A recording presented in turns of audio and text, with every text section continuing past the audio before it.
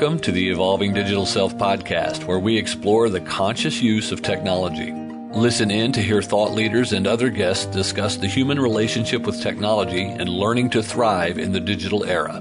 Hosted by the author of the international best-selling Digital Self-Mastery series and Being at Work, Dr. Heidi Forbes Öste. Welcome back to the Evolving Digital Self podcast. Today, I am so excited to share with you my dear friend and wonderful guest, Ben Saltzman, who is the president of Touched and Transformed. This man introduced me to the Enneagram and all my funny little parts and pieces, and I hope you'll learn a little bit from him today as well. Ben's a coach's coach, a spiritual maverick, relational wizard, and Enneagram devotee. Internationally known seminar facilitator, Fortune 500 trainer, popular consultant to entrepreneurs and multi-millionaires. There's so much more to his story, but I'd love to just get right into the conversation and we can hear more as we move along. At the end, we'll make sure that you find out how to get more of this guy. So welcome, Ben. Thank you. It's good to be here. Ben, can you tell the audience a little bit about the Enneagram? Because some of them might be wondering, what the heck is this thing? Right. So you want to think of the Enneagram as first a deeper understanding of why you do what you do. It describes 9 different personality types. How do each of those 9 different personality types grow, spiritually evolve? What are the fears, the hidden motivations, the things that are kind of kicking us into action that we're unaware of? And for each personality type, there's kind of the high side, the strengths that you can leverage in your relationships or on the job. And there's also the low side. There's the parts when you really catch on to what you're doing. You just go, oh God, I wish I didn't do that. And oh, geez, that's why I keep on getting the same results over and over again. It's a way for us to understand not only our hidden motivations, but how other people are interpreting us, how we're being experienced out there from the outside. And I love using it and teaching it. We work with coaches, therapists, business owners, entrepreneurs, like the wide gamut. It's used in a lot of different ways now, and it's growing in popularity like nobody's business. So I kind of feel like I get to share a piece of gold with your listeners, and they get to discover themselves in lifetime, and they're going to be on a wave that's growing. I mean, for those of you who haven't experienced the Enneagram, it is the coolest way to really understand yourself and totally different than a lot of the different personality assessments that I've ever experienced before.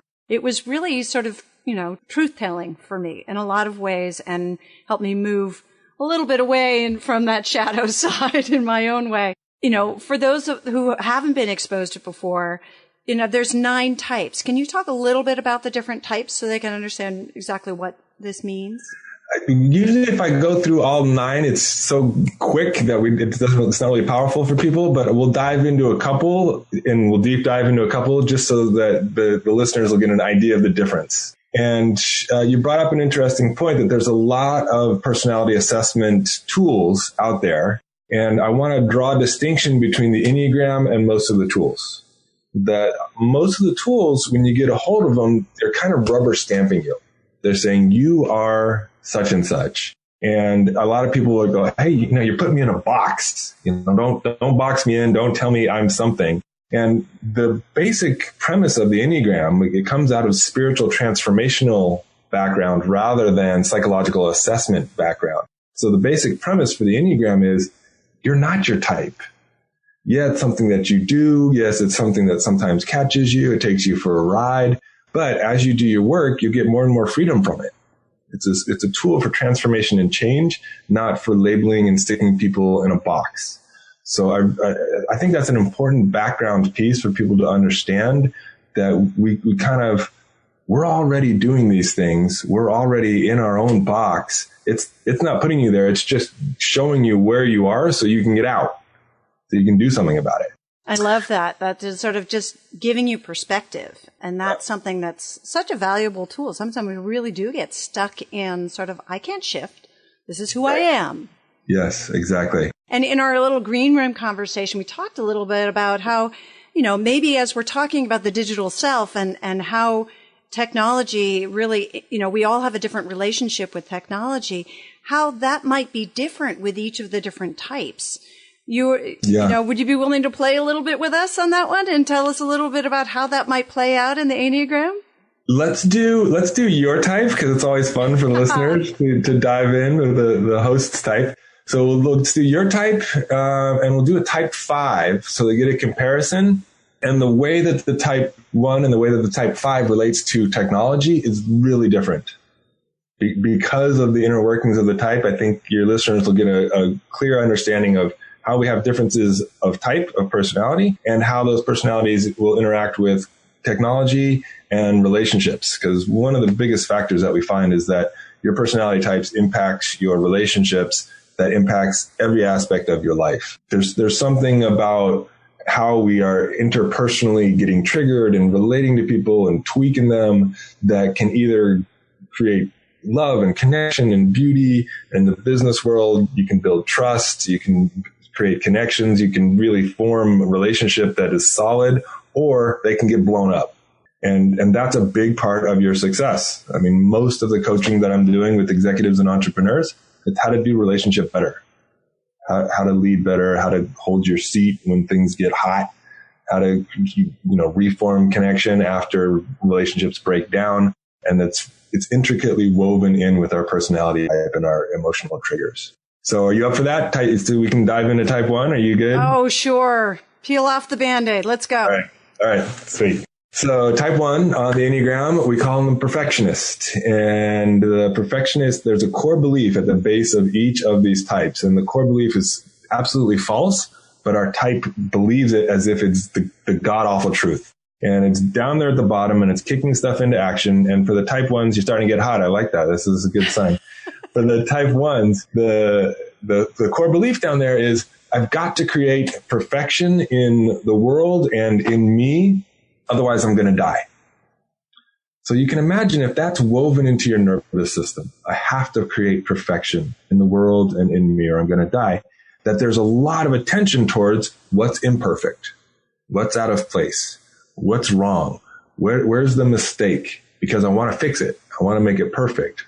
The ones tend to have very high standards for their own behavior, for other people's behavior, for what's happening. There's just like a diligence inside the ones that I appreciate, but often the ones I just go too far. Like my perfectionism goes too far. My need to get it perfect goes too far. And my attention towards what's missing and what's imperfect costs me a lot in my relationships. It costs me a lot in my work. So I'm wondering if you'd be willing to share a little about how that was showing up for you, particularly kind of before you did any transformation. How did the type 1 stuff show up for you in your relationships or in your business, so you get a feel for it? Oh, absolutely. I mean, as I was saying to you before, I would never have done a podcast before, for one thing. I mean, it's just so like putting myself out there, and you have less control about how it's received. You have less control about sort of the final product, especially trusting somebody else to do the, production and the edits. It's like you're doing this free flow conversation, no, I mean, you can certainly, of course, not post something, but it's really that piece of putting yourself out there. The other piece I really noticed, I noticed after doing the Enneagram work, I really realized why it took me so long to publish my book, for example. It was 2 years after I finished my PhD, after my dissertation was done. Then I published my dissertation because it was never good enough. Now, I didn't actually, after doing the Enneagram work, instead of beating myself up for not being perfect, I just published it. Got it out there. It was just like, you know what? If I wait any longer, it's not going to be relevant. And it's more important for it to be relevant than for there to be miscrossed T. Right. So it was sort of finding that balance. Yeah. So just framing this up for people, the type 1, this is really common that we find that the type 1s are really hesitant to do things like Facebook Live or podcasts where they don't get to control everything, very, narrow control focus. And in the digital world that we live in now, things get messy.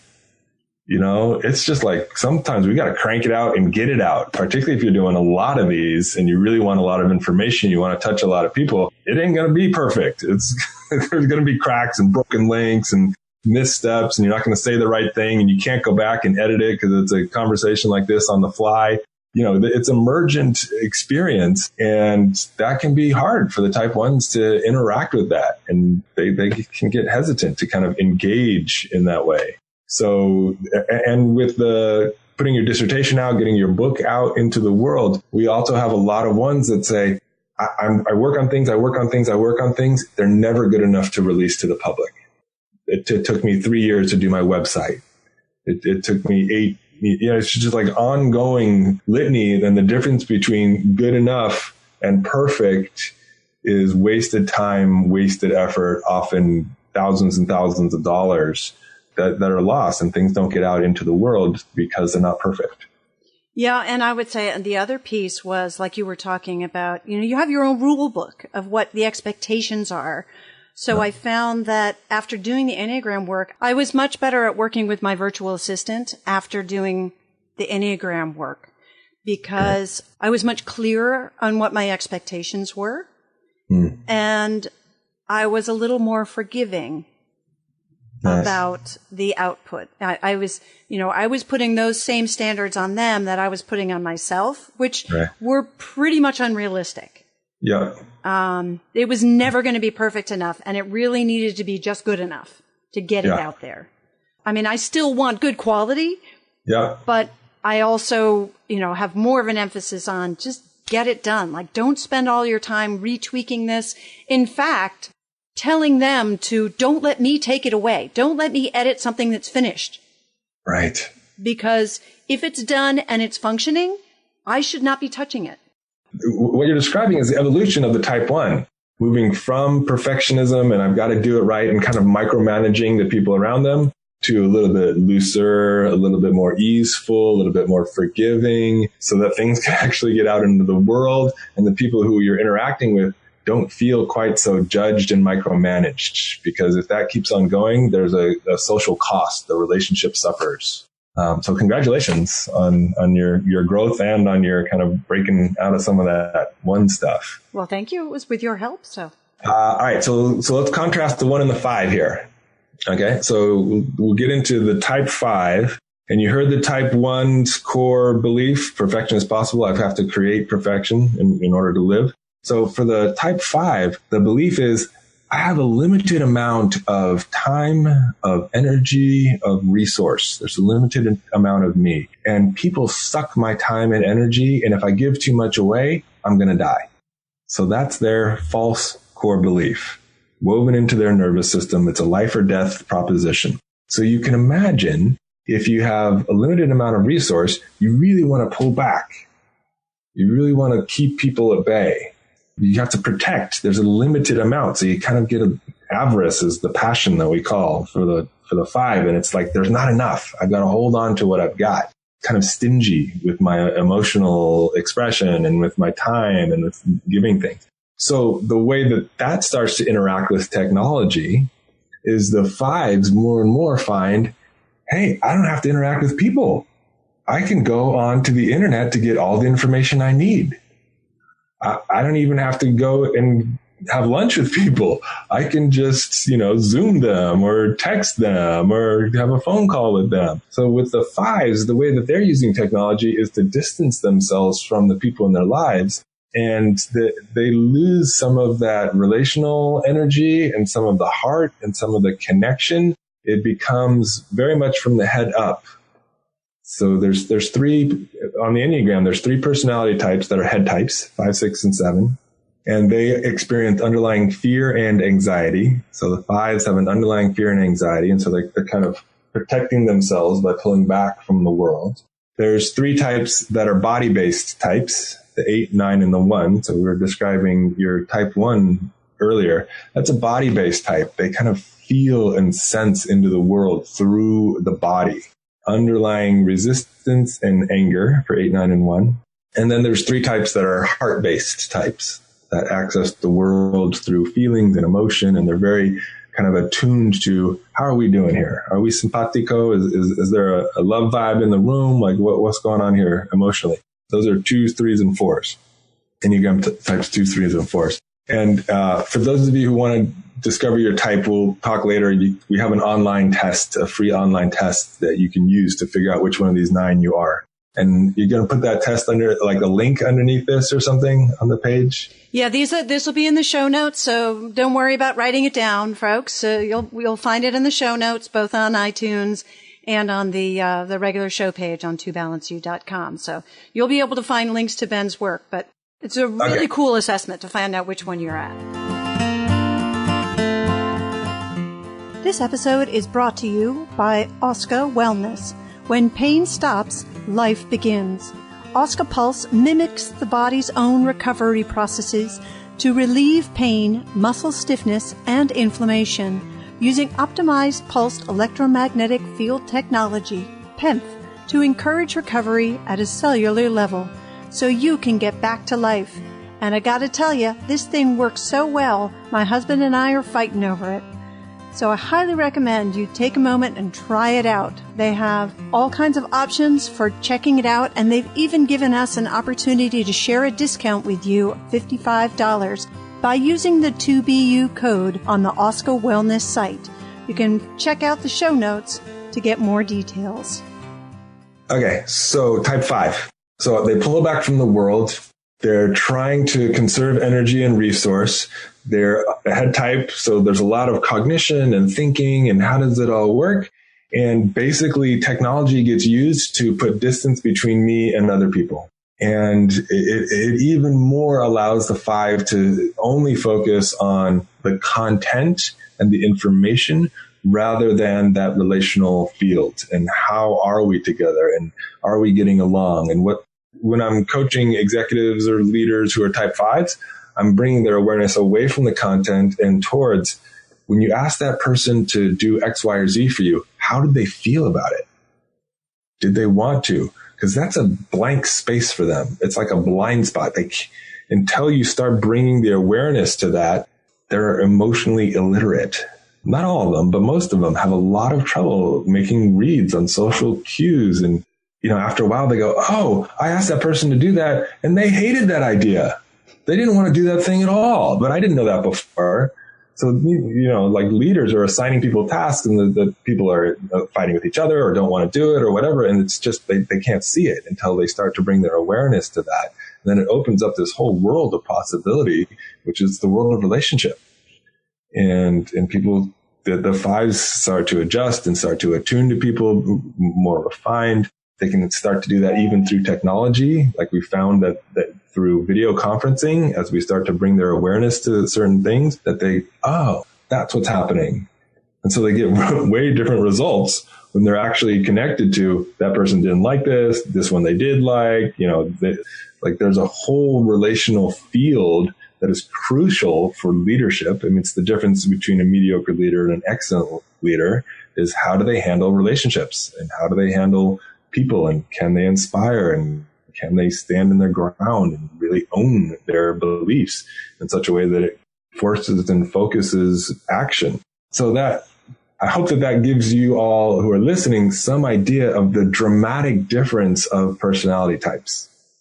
That you have one type that's talking in the head, that our type 5 is really concerned with concepts and what's going on. And that we have over here, type 1, that's really concerned with standards and am I getting it right and what's perfect and what's missing. And the ones on the inside, they're often beating themselves up. We didn't really get into this with you, Heidi, but for the ones often on the inside, they're going, oh, you didn't do that right. Geez, you're stupid. You should, it's like a risk to put something out into the world because they've been beating themselves up so much. And they know that beating up is just going to get magnified and everybody else is going to see all the horrible stuff that they know about themselves. So that can be edgy, for the ones. Where the 5s, the inner dialogue isn't around, I did it right or I did it wrong. The inner dialogue is around, oh God, I hope they don't get too close to me. I hope they don't come in and take too much away. So for the growth, for the evolution for the 5, it's about coming out into the world. It's about opening their expression. It's about using technology to reveal themselves more rather than shutting themselves back. For the 5s, they really have to practice being open and transparent and connected to the people around them Otherwise, they start getting like a hermit, kind of, off on the mountaintop. I would imagine for the 5s to have, more access to video tools where if they're, managing remote teams, it's so critical to be able to get that visual feedback, the people they're working with. Whereas the 1s, they're just afraid of whatever they put out there going viral and being wrong. Correct. It's like, it doesn't matter. Yeah, exactly. You get people's responses, but your response is even more extreme than anybody else's response because they're going to spread it because they love it. Right. Yeah, I think it's just fascinating to see the wide difference in or a diversity of thought and response to the same things just happening. Yeah, it can be dramatic. Yeah. And we really, it gets I believe that technology exaggerates our personality so that the 5s, it gets even bigger. The distancing gets even bigger. And with the 1s, the fear of the judgment and the projected judgment gets magnified with technology, because instead of 1-to-1, now we can go 1-to-100 or 1-to-1,000. It really cranks up the fears. And it can bring out, as we do our inner work, if we do transform, if we do shift, it can bring all that beauty out. It can bring the 1's diligence and the thoughts and the excellence that the 1s are searching for. It can bring that out into the world. All the beautiful thoughts and machinations. And the 5s, my God, they build these conceptual frameworks that are just magnificent. And it can bring all their knowledge can come out into the world through technology as they grow and transform on a personal level. That comes out. So to me, technology is kind of a magnifier for our life and our world. And it just makes me even more like, we got to do our work. We got to do our inner work. We got to do our transformational work. We got to do like whatever that thing is so that you can bring your expression out into the world in a bigger way and be received. Get to work, because this is important that we're all bringing our gifts and our expression out in a way that feels authentic. I love it. I'm curious. As an entrepreneur and doing a lot of work, you deliver some of your courses online and also face to face. And, as an entrepreneur, an active entrepreneur now, we have gone, I think we're actually of the same generation, good old Xers going through. What do you feel, one, from the sort of the Enneagram perspective, because I believe I remember it correctly, you're a 7, have you noticed any differences in the way that you relate to technology as a tool for delivery through your transformation from a 7 to an evolved 7? Yeah. Oof, that's a good question. All right. So let's give people a little framework on the 7. So core belief at the bottom of my personality type, the type 7, is if I'm forced to experience pain and suffering, if I'm trapped in pain or suffering, I'm going to die. So that's the one that's networked into my nervous system. And you can imagine, if that's the core belief, that you will do anything to avoid pain or suffering. So that means you move towards lightness, you move towards joy, you move towards keeping your options open. Because if I keep my options open, I don't have to focus on any one thing that I'm losing, and then I don't have to experience loss. So you have a lot of 7s that have trouble with commitment, follow through, diligence. And the evolution of the type is to kind of move out of those constraints so that you can be with pain and suffering, so that you can actually follow through and make a commitment. I can't tell you how many women have come to me and said, Ben, I've got a type 7, boyfriend who could be a husband. What do I do about that? Because I can feel he's about to cut and run. Like, what's the deal here, Ben? Help me help him.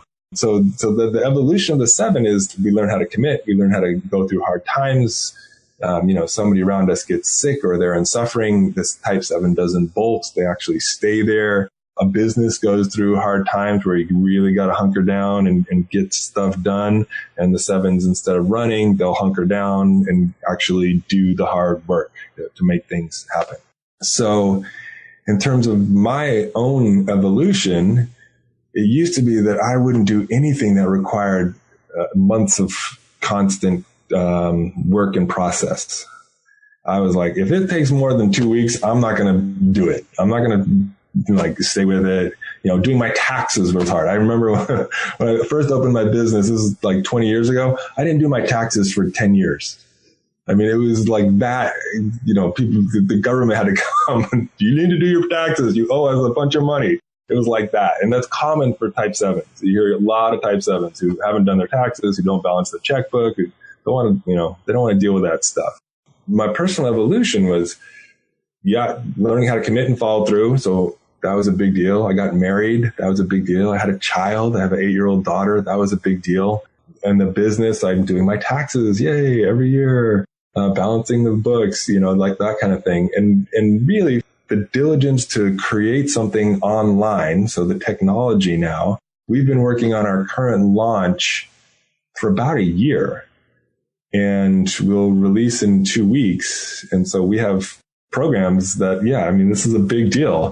We've got programs on how to coach people using the Enneagram for coaches and therapists. We have a program for how to do your own transformational work online for like transform your type for relationships. So it's an online 7-module program. Those are in the can. We've got a funnel where we're doing a lot of teaching and free videos that come out to get people engaged and inspired before we make an offer. That is the big juggernaut that has taken a year. And so, I had to bear down. I'm talking with my staff and we're about to have a baby. It's been a year of an incubation and we're at that place where okay, the baby's starting to come out here. Keep pushing. We can do it. It is not easy. And I have 7s on my staff too. One of the people on my staff is a type 7. So we got a couple of 7s that are all right, let's stay focused. Let's get the end, completion. It's a big deal. So that, to be overly revealed, is my journey of transformation, and it is common for 7s. In contexts like we live near Silicon Valley, so in that context, I had a lot of type 7s who would be with a startup organization. They would do an incredible amount of structural planning for these complex websites and delivery vehicles, and they super smart type 7s, but they wouldn't stay around for the actual programming, the nitty gritty. And so their stocks wouldn't vest. So they'd be moving on to the next cool project, the next fun thing, and not ever getting the payoff, and leave a trail of millionaires behind them who would actually do the nitty gritty programming for all of this amazing conceptual work that they came up with.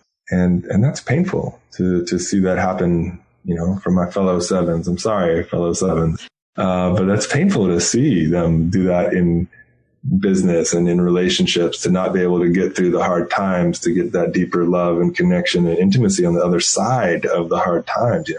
There's something about humans that once we go through something together, then we're more in and we're more solid. And if you can't get through the hard times, you miss out on all that. So those are the big changes that I've seen in my own life, and that I see a lot of other 7s go through as we take them through the journey. And one of my favorite things to ask, actually, because you're in a similar community that I am, where we do a lot of travel, whether it's speaking about our work or going to conferences to learn more and just share our stuff. What type of tools do you feel are critical for you to be able to keep that balance and to keep that connection? You mentioned you have a daughter, and there's always that challenge of, keeping the family connected, keeping connected to your team and all of that, and really just keeping things flowing so that your life and your work are not disrupted. Yeah. So what are your sort of tips for doing that with tech, at least from a technology perspective? Technology, it's an interesting one, because I have a love-hate relationship with technology, really. I mean, when my clients, I resisted getting a cell phone for 4 years. I was a Luddite, and I resisted internet marketing for 5 years. I was really I hesitate to move towards technology. The things that I really started to embrace and enjoy were when technology got to a point where video became more crisp, more alive, more focused, and we could actually deepen relationship through video. that I go out there and when I'm out on the road, I shoot a video for my daughter. It's a little 1-minute video and I talk, my friends, and she gets to see my friends and I get to say hi to her. And then boom, I can send it right back to her. And almost every trip I'm doing a couple of those, So, and when video creates opportunity for us to form more connection, I love it. When it creates a situation where we get pinged every 10 minutes from a phone and our attention, we call it frayed attention. When our attention gets frayed because our phone is getting more of our attention than the person right in front of us, that's when we get into trouble. That frayed attention is costing us in terms of intimate connection or strong relationship. I think in the business and at home can really do a number to where we place our awareness and our attention. I wonder if, when you talk about frayed attention and sort of the interest in being so focused on the screen rather than the people in front of you, when you're talking about like a personality type 5 that's unevolved, they probably really want to be able to escape into that screen. They're the ones that are sitting at the bar after the meeting with their nose in their device rather than having a conversation with the other people around and finding out what's going on. Whereas the one probably is, doing something different. Right. They're more, I want to make sure I get everybody's phone number and make sure that I connect here, whatever it is that is the goal to accomplish during that particular period of time. It's interesting how that might play out. Yeah. And I really believe, I heard an interesting term a little while ago, complexity that leads to simplicity. To me, our technology can lead to layers and layers of complexity. And if it's just creating more complexity and we have to focus on more things and our attention is getting more frayed, it doesn't work for me. I don't think it actually helps society. But when it actually leads to more simplicity, when we can put some technology in place that allows me to focus on the thing that I'm doing well in the world, or it allows me to really give my full attention to the person who's right in front of me. Or in this situation, it allows me to see you better and allows us to communicate in a clearer way where our attention is not frayed, then I'm all in favor. Then I'm like, yeah, let's just use that thing and go play a big game because we can use technology to magnify our impact and our influence. But that's really the litmus test for me now. Is this going to create more complexity in my life? Is it going to frame my attention more? Or is this technology going to allow me to bring more focus, allow me to work in my genius zone, the thing that I do the best? Is it going to create simplicity for me?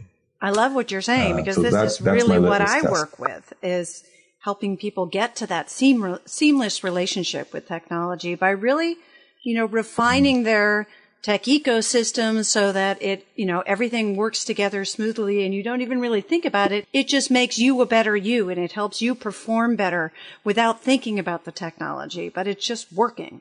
And it's really that complex simplicity that really ultimately is what we are all going for. And the design is getting better and better. It's not quite there yet with everything, but finding those things that work harmoniously together and learning how to develop boundaries with them and really guidelines for our own usage so that they don't become disruptive of those high-value relationships and high-value actions that really make our business and our lives thrive. Yeah, I'm glad you're doing this work because it is needed. Like technology can be scary. And the other one that seems kind of mundane to me is just they did a lot of sleep studies and they found if you're on tech, within 1 or 2 hours before you go to sleep, you tend not to go to sleep well. Yep. So, 2 hours before we go to sleep, we want to get off of technology as much as possible. Even things like checking your phone, writing emails, those kinds of things. It keeps us from sleeping well. Yeah, particularly the blue screens. I mean, if you have a Kindle that doesn't have the blue screen, it has less of an impact. But definitely there's a lot of things that we need to learn, new behaviors and new ways of doing things, because it's so easy to just grab at the latest toy and the latest gadget and to be consuming things right up until when we go to sleep, which is slowing down our ability to sleep, to fall asleep and to stay asleep because it's triggering our dopamine, which is messing with our entire system in terms of knowing when to go to sleep and maintain that. So yeah, there's just so many other things around. I guess this conversation could go on for hours. I can just tell now, but I look forward to continuing it with you. And, it's just been such a gift to have you with us today. And I want to make sure that everybody remembers you can check out the show notes and there's links there to find Ben's work. Then can you just give us a little quick summary of sort of how we can find you? Okay. You can go to the website, touchedandtransformed.com, and there's lots of freebies and information there. And we'll put a link in the show notes to go directly to the assessment. And if you go to the Enneagram assessment, you can take that assessment, figure out which of the 9 personality types you are. It'll only take 5 minutes. It's a free assessment. You'll get your results right away. And as you move in there, you'll start getting some of our free videos. And the videos are on Enneagram and relationships. There's videos on how to coach other people using the Enneagram. So depending on how you want to use it, you can kind of go choose your own adventure in terms of what videos you want to see. We do live events. So we have 3-day transformational events, or you can come and just look me up. You can email me, ben@touchedandtransformed.com if you're looking for a one-on-one coaching.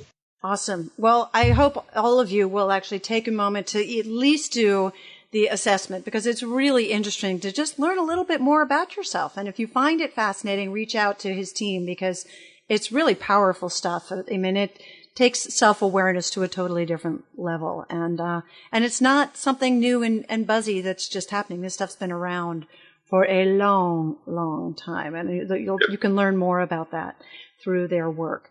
So thank you so much for joining us today, Ben. This has been really a treat to have you on, and look forward to continuing the conversation. Thank you all for joining us today on the Evolving Digital Self podcast. We look forward to connecting with you again next week, and bye-bye for now. Bye.